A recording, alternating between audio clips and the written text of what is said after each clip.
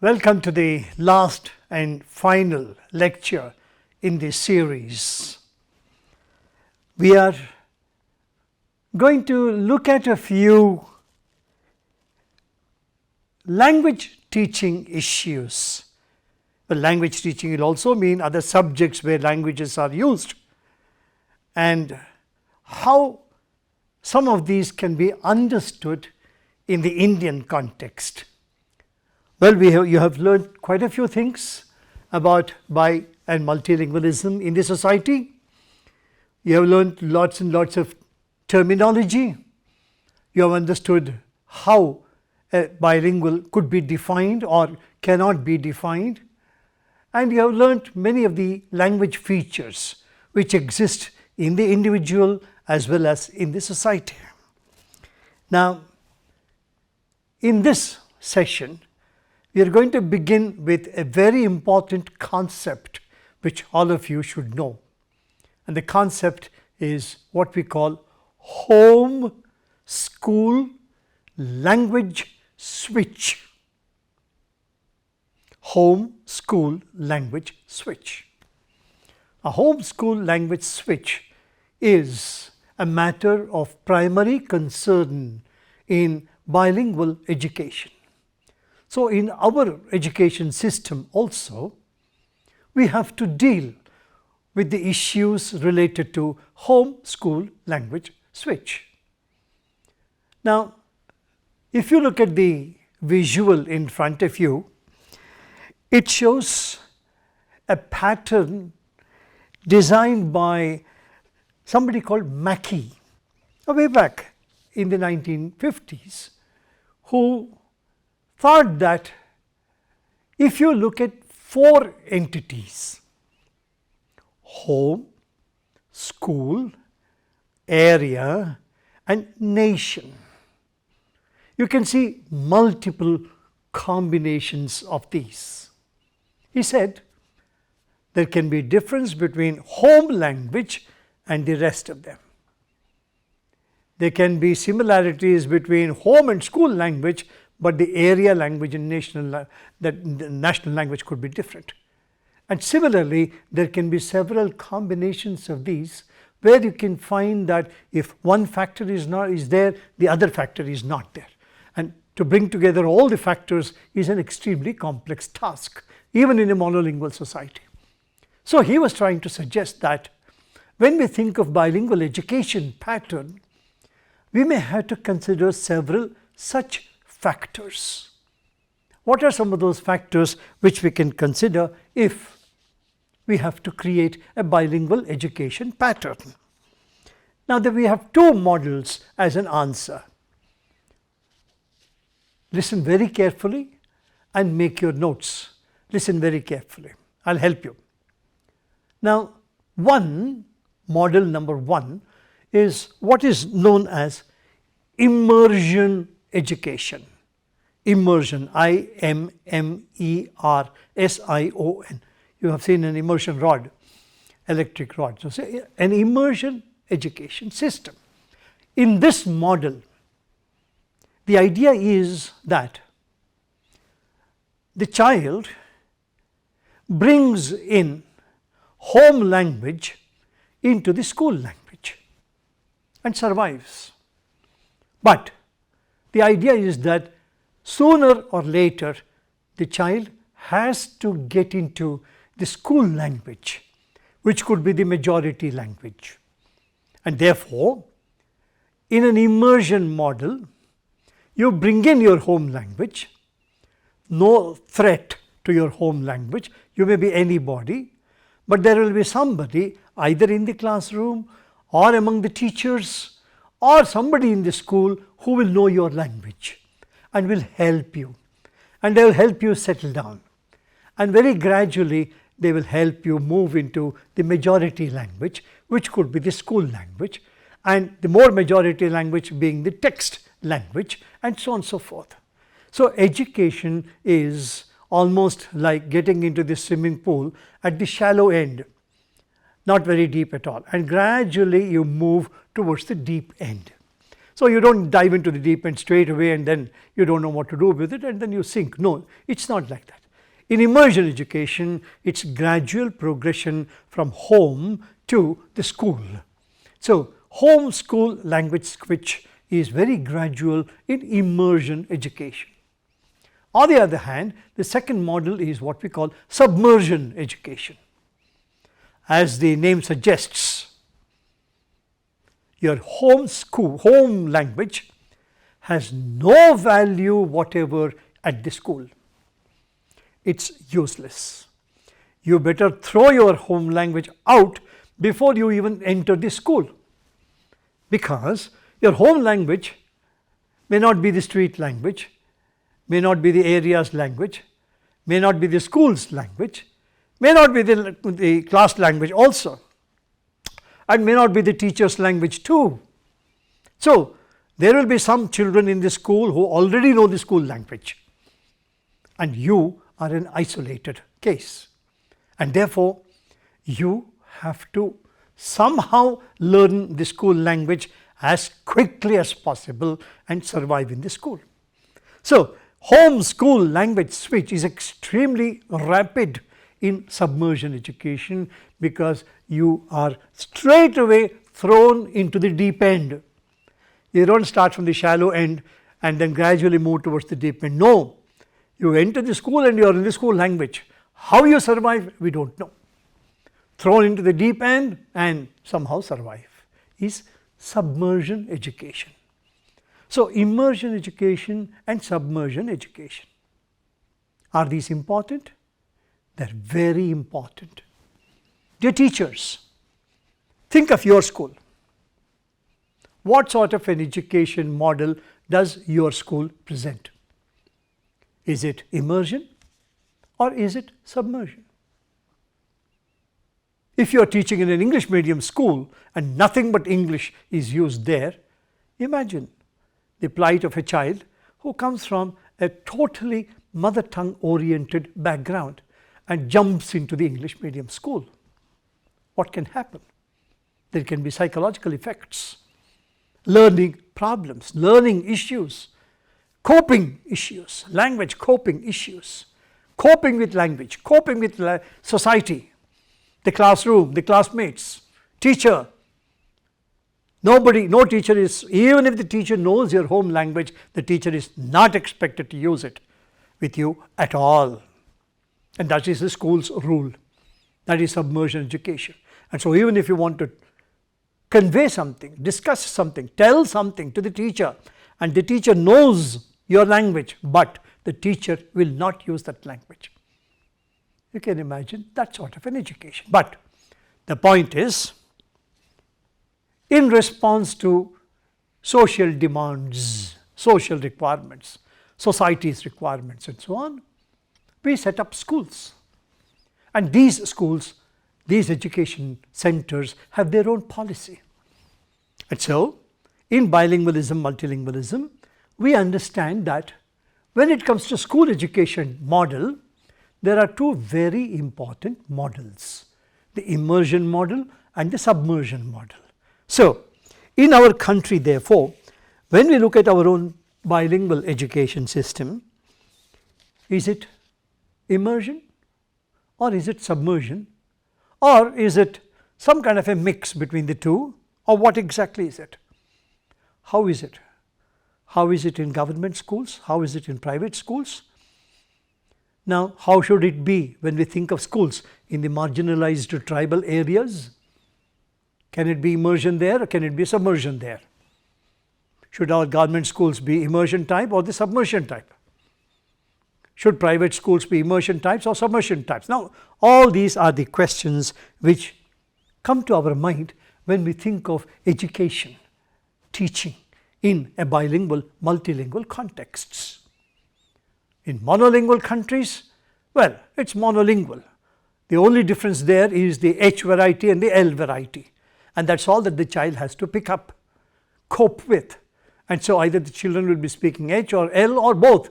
And whereas in a multilingual country, in a bilingual country like ours, in our multilingual countries, it's much more than H and L variety, because we have the submersion and the immersion varieties. So, a number of our schools, we can say, are predominantly of the immersion type. There are some which are of the submersion type, and these could be either elite schools or different schools in different languages and so on. So, in other words, submersion and immersion are the two types which influence our educational pattern, the way we provide education to society and things like that. So, in either case, the point to remember is that there is this very important concept called home school language shift, and this is what we need to remember in our minds all the time. Why are we talking, or why are we stressing on this home school language switch? In our country, why did we bring in the 3-language formula? We brought in the 3-language formula so that the gradual shift into the school language becomes much more controlled, much easier, because the child is exposed to 3 languages. And in being exposed to 3 languages, the child begins to gradually get into the school language, the majority language, in a progressive manner, simply because one language which is close to the child, closer to the child probably in relation to the others, or 2 languages which are relatively closer, are there available for the child and available for the teacher to cope with, whereas one language may be totally new, and because the child picks up these 1 or 2 languages, familiar languages, and builds in confidence, and that is when the child can work with the 3rd language also, and that is the advantage of thinking of a 3-language formula. So, you should understand that there is therefore a complex challenge in planning school level education. It is not very easy either. So, mind you, no child wants to be a failure. Children want success. This is human psychology. We do not want failure, we want success. And therefore, you see, the child should not suffer too much, should not face too many challenges. A child's cognition can get heavily loaded. It can become painful for the child, and it is always the school which provides the atmosphere to lessen this particular burden on the child. Mind you, the early language, the early schooling stages are extremely crucial for the child, because remember, when the child does the home school language switch, the child is switching over to a new system, and in this new system there are new cognitive developments happening in the mind of the child, and these new cognitive developments, if they are successful, that means if the child is able to cope with all the pressures successfully, that gives the child a lot of self-confidence. And if this happens in the early classes, then the later classes will become much easier. Easier to cope with, easier to handle, less of a struggle, less of stress, more of confidence, self-confidence, and the progress will be gradual and successful. And this is the objective in the New Education Policy 2020 also, to help the child cope with the initial stress in a comfortable atmosphere, and then gradually move into the more complex situations. We will come to that in a minute. Right. So, as we have already said, the child has to undergo a number of barriers and come through those barriers very successfully in its attempt for home school language switch. Good. It is very important for us, don't you think so, teachers? It is very important for you to remember this idea of home school language switch. Every one of your child is going through this, and particularly those of you who are teaching in the lower classes, your responsibility is much more than the others here. Good. Right. Okay. No need to elaborate that at all. So, successful homeschool language switch will have many positive consequences, and not so successful switch will have many negative consequences. And so, we have to make provision for successful transition in all our children, in all our classes and so on. Good. Research also suggests that language learning gives a certain competence. What do we mean by this? We mean that when the child learns language, the child picks up words, sounds, pronunciation, articulation, sentence formation, paragraphs, longer discourse, and so on and so forth. This is language growth and language development. Now, the child also picks up meaning, appropriate use of language, functional use of language, communication skills, and so on and so forth. So, language learning in fact builds in the child a number of these facilities. Now, if these facilities, which we may call skills and sub-skills, language skills and language sub-skills, if these skills and sub-skills are well developed in the child in the early school education, once the child comes to the higher level, higher classes, many of these skills and sub-skills which have been developed in the child in the earlier stages can be successfully transferred onto the learning of the new language or languages or skills or sub-skills. So, early development of skills and sub-skills successfully developed in the early stages will enable the child to cognitively store all these skills and sub-skills which the child can use when the child goes into new contexts of learning or new language learning and so on and so forth. And so, this argument says that a child has to go through several stages of learning, of becoming a bilingual, a successful bilingual and so on. These stages are what are technically called thresholds. You know, threshold at the door.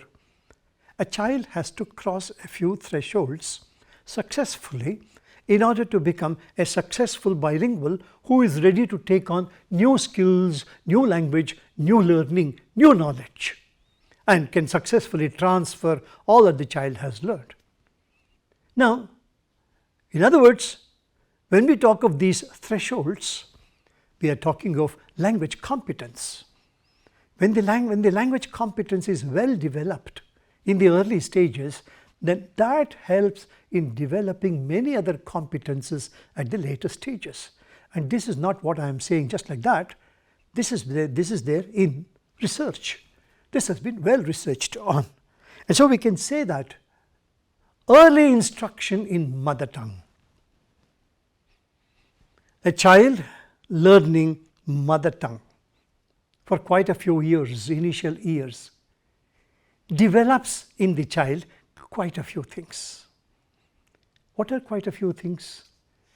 It develops in the child at least two major abilities.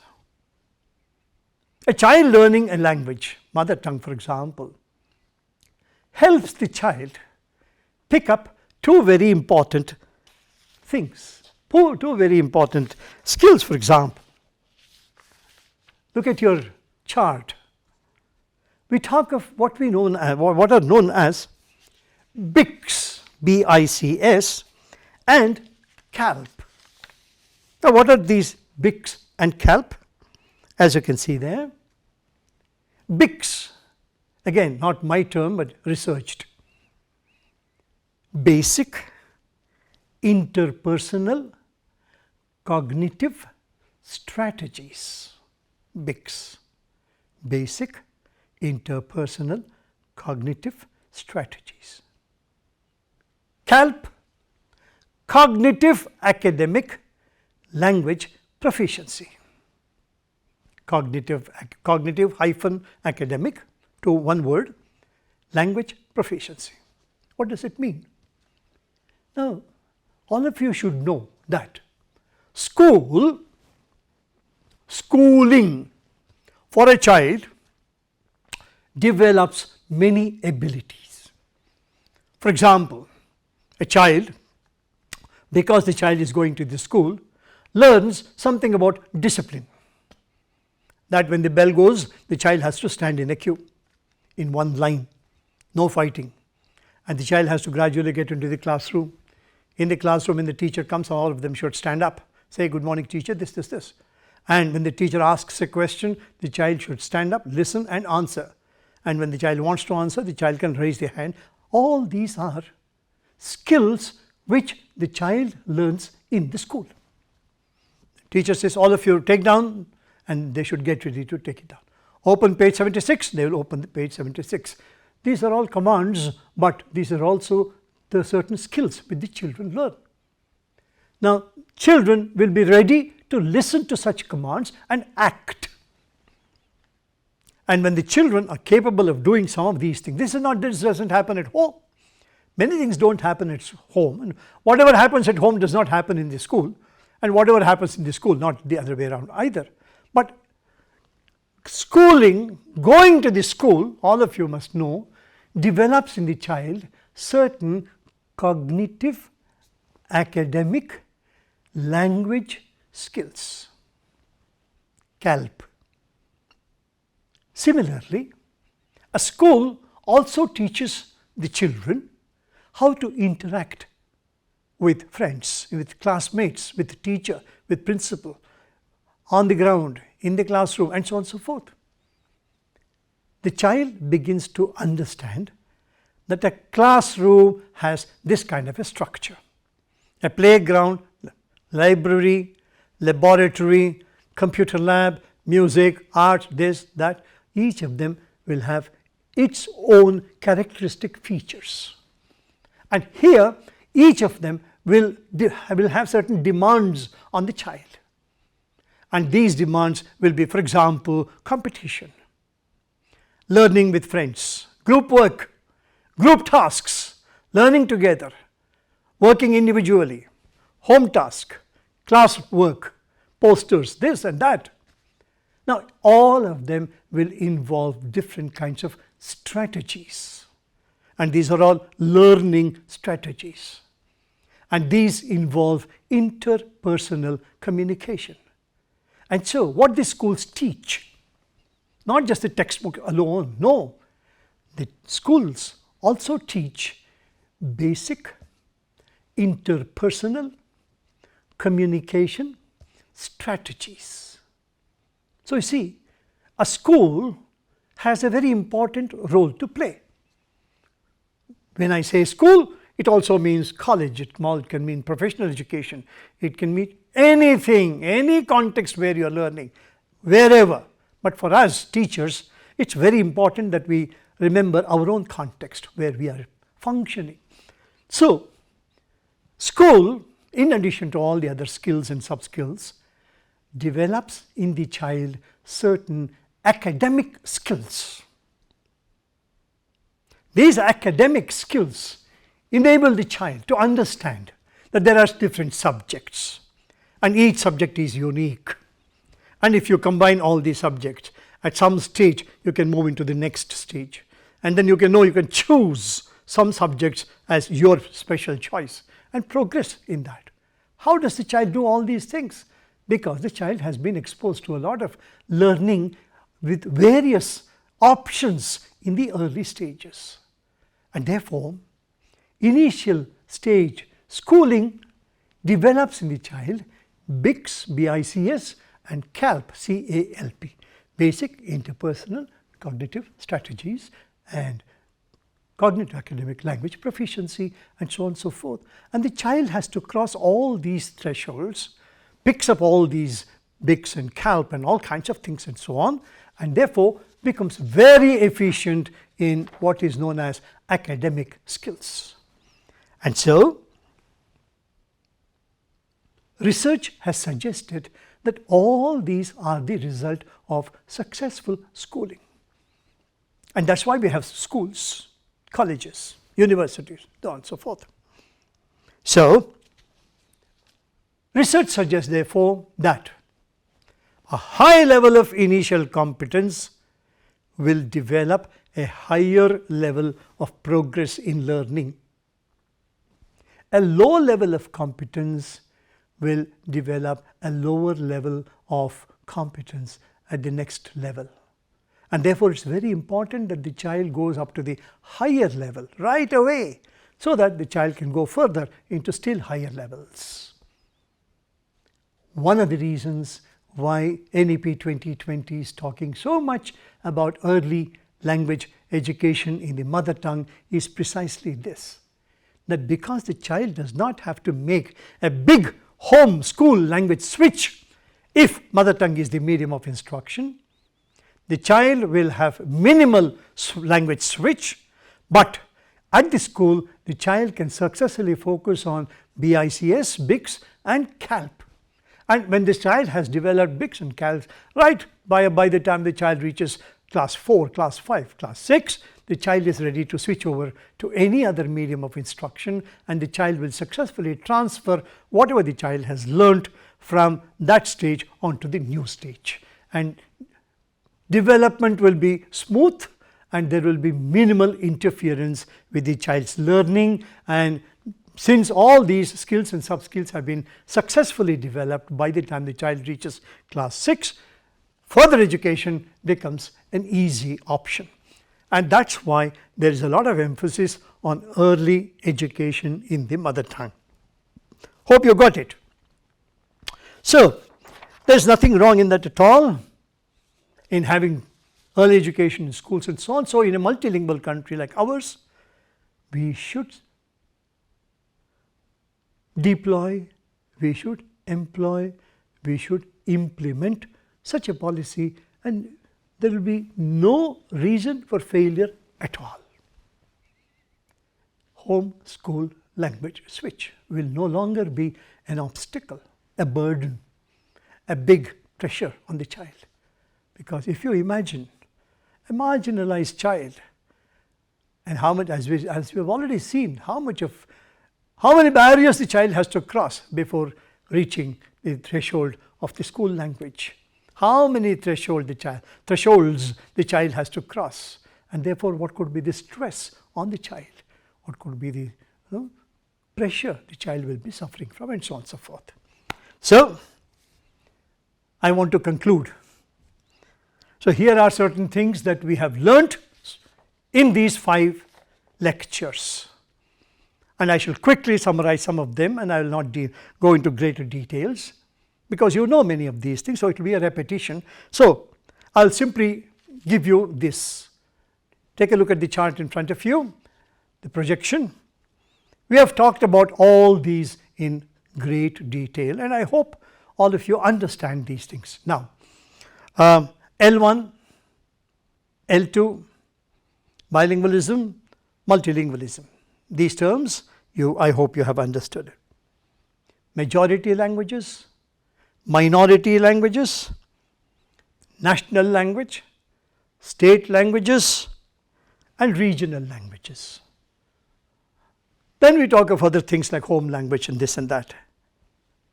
Monolingual, multilingual. Monolingual, homogeneous societies. Multilingual, heterogeneous societies. Homogeneous, one language. Heterogeneous, many languages, multilingual. A dialect, an idiolect, individual's speech. Home school language switch, probably the central idea of all these lectures and the most crucial one when it comes to education. Standard languages, non-standard languages. Code switching, code mixing, when 2 bilingual speakers speak to each other. You are a born bilingual or becoming a bilingual. Definitions of a bilingual. remember. And the Indian bilingual, how difficult it is. We have talked of the high and the low varieties, for which the name given was diglossia, 2 languages. High and the low varieties of language, diglossia. Many different types of bilinguals, we have seen them. Immersion and submersion teaching programs. Got the idea? Good. The importance of teaching in the mother tongue in the early levels of education, in the early stages of education. How important it is, we have talked about it, as also recommended by NEP 2020. And finally, BICS, CALP, Cognitive Academic Language Proficiency, language skills. These are the important concepts I thought would be relevant to you, which you can understand and follow. There can be still more complex things which we can talk about once you get into bilingualism and multilingualism research. So there are many more things to understand, but at this point of time I thought that if you are able to touch upon some of these things in our lectures, then that should help you at least begin analyzing your classroom teaching situation. Thank you very much for your patience, for your listening and whatever learning took place. Thanks a lot.